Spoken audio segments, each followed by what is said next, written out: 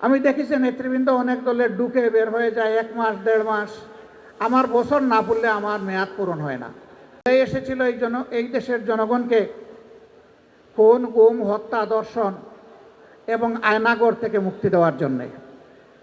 বহু রাজনীতিবিদ একসাথে জেলে ছিলাম। 24 সালের নির্বাচনের নামে যে প্রহসন হলো আমি আর ডামি, সেই সময় আমরা জেলে, বিএনপির সিনিয়র নেতৃবৃন্দ আমরা একসাথে। নির্বাচন যখন হয়ে গেল জানুয়ারির 7 তারিখ না 4 তারিখ ভুলে গেলাম, 7 তারিখ, এই নির্বাচনের পরে সবাই আমরা একসাথে বসলাম, আমার রুমেই বসলাম। কি করা যায়?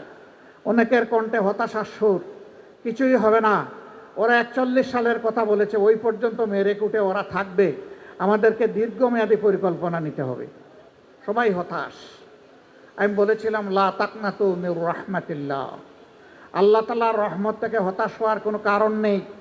আশাবাদী হন, শক্তিশালী হন। নেতারা জেগে থাকলে জনগণও জেগে থাকবে ইনশাআল্লাহ।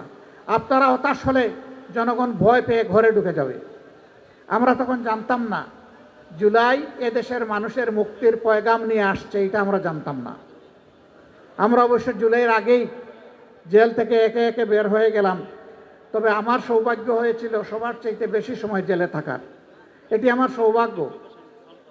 ফ্যাসিস্ট সরকার 3 বার আমাকে তাদের আমলে জেলে নিয়েছে। আমাকে নিয়ে আগে ছাড়ে পড়ে, লম্বা সময় রাখে। আমার প্রতি দারুণ দরদ তাদের, যে তুমি বাইরে বড় কষ্ট করেছো, কয়েকদিন এইখানে বিশ্রাম নাও। আমি দেখেছি নেতৃবৃন্দ অনেক দলের ঢুকে বের হয়ে যায় 1 মাস 1.5 মাস। আমার বছর না পড়লে আমার মেয়াদ পূরণ হয় না।